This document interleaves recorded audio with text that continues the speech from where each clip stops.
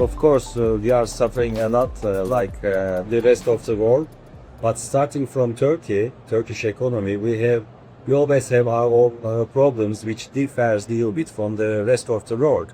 And we are actually in a situation like that because in Europe, when you talk about high inflation, until recently, you are talking about 5%, 7%. But in Turkey, we are talking when we say high inflation, more than 50%, sometimes could be even 80%, 90%. And when you reach that level of percentages, you never know what's the real percentage. And then this is causing a very big problem to manage a company, to identify your prices, because you cannot increase your prices in the market as you wish. There's competitiveness, and the salaries is a big problem, and you lose much easily your staff. So this is for Turkey. This is quite a difficult period, and on top of that, as the Turkish government and the central bank is working quite strongly to reduce the inflation, they are holding Turkish lira strong. And this is first time in my life. I've been running the company almost 35 years now. I'm seeing Turkish lira that strong. So this is hurting us on exports. Again, in the exports market, we cannot increase our prices. And so this is not like Turkish Elektrik. All the companies who are good on exports, they are suffering because of the currency exchange rate. And one another important, hopefully, is working on our behalf, is the rate between parity between US dollar and euro. In Turkey, most of the manufacturing companies, our income our income mostly is in euro, but our cost is mostly in US dollar. So when you see the fluctuations in the parity, this is also a very important element for us. Only in January it was, or March it was 102, and today is 115. Tomorrow can be 105. And you are talking a gap, a movement within few months, at least 10, 12, 15%. And nobody has this kind of margin to compensate.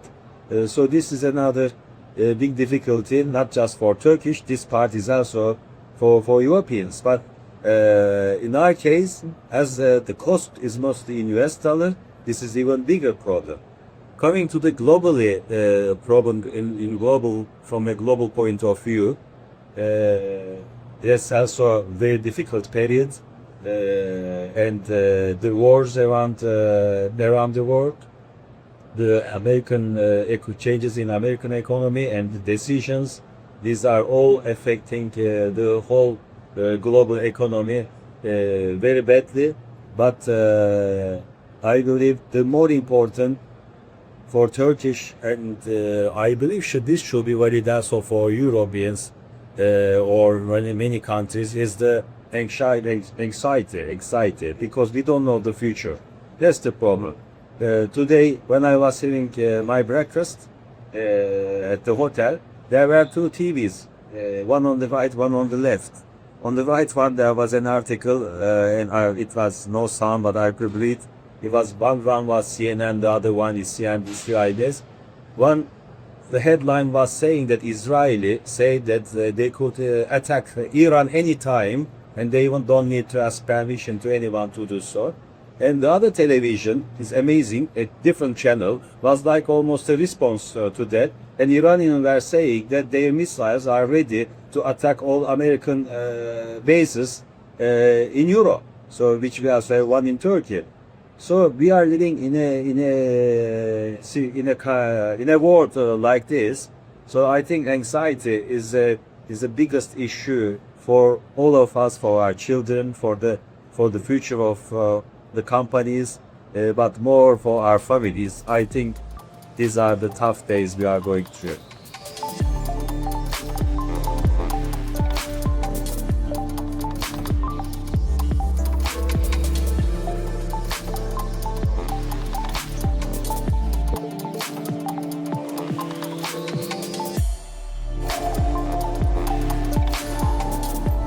electrical motors, which we are not in for the moment, but we can always be involved. This is a matter of investment. Is the biggest threat for us because in electrical motors there is no starters and alternators, which is our main business. But hopefully, when I say hopefully from our point of view, hybrid vehicles, they have starters and alternators, and the electrification is slowed down a little bit. Also, I'm not that much. I care a lot environment, but I don't have real figures. The other question is the future of the batteries, how this electricity is produced. So, but in terms of Lucas Electric, as our main business, we are active in aftermarket for all sectors, but in the original equipment sector, our main activity is for agricultural tractors and industrial machines. So electrification is much is not that big threat for this sector for the moment, and let's say we are okay so far. But in the terms of production, yes, we are digitalizing some manufacturing processes.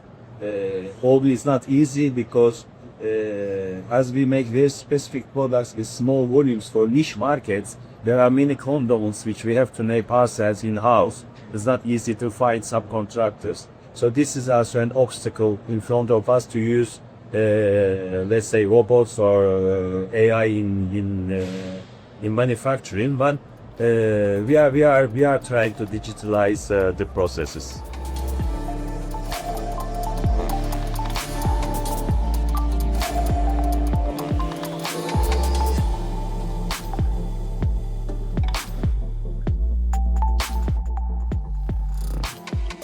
If I say from the talent retention point of view, which is an interesting question for me because when I took over as the general manager, I was 30 years old. And at that time we were part of Lucas UK, and I was trained in London for a short time at the Acton and Lucas factory, heavy duty factory. Over there, the engineer who became also my friend obviously later on, who was in charge of me, he was the third generation in Lucas.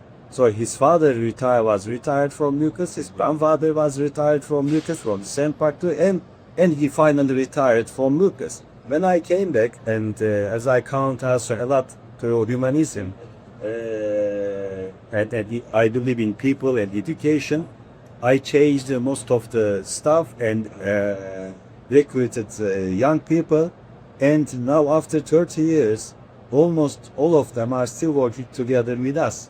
So this is a very important point for the factory or the company history and developments. But coming today, to retain the talents is not like in the old days, unfortunately. And there are many reasons. The technology and also anxiety, like I answered your first question. In my times, he said, when I was talking to youngers, I always say, this, if you work hard for the next 5 years, 10 years, you come to that position and this and that. And today, I even don't talk like this to youngsters, because if the guy or girl says to me, yes, but Aytug, how do you know what will happen in 10 years? To Lucas Electric, to Turkey, to the world? I don't have any answer for that, unfortunately. So, also, I appreciate they move a lot, even for their loyalty to their companies are much less than my generation, but I appreciate and I understand it. I don't accuse them at all. So this is a big problem to retain the talents economically, but also, let's say, psychologically, and find the right roles right now. Coming to innovation systems, new systems, we are we are one of the earliest user of ERP systems in Turkey. In fact, even before ERP, there were MRD systems, and Lucas Electric in 90s, when I came back from the UK, we started to use the MRP system, which later on became an ERP system, which we are still using successfully. Now my aim I know there are some systems, but we don't have. I'm waiting for the right time.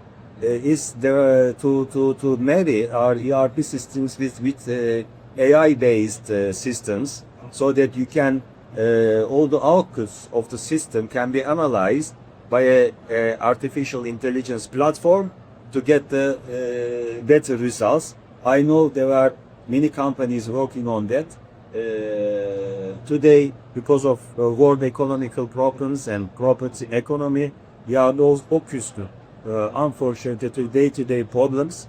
But soon, with my team, with my board members, we already discussed this issue, and soon we want to take this on the table to study more seriously and to invest for that. That's in what can I say for the moment.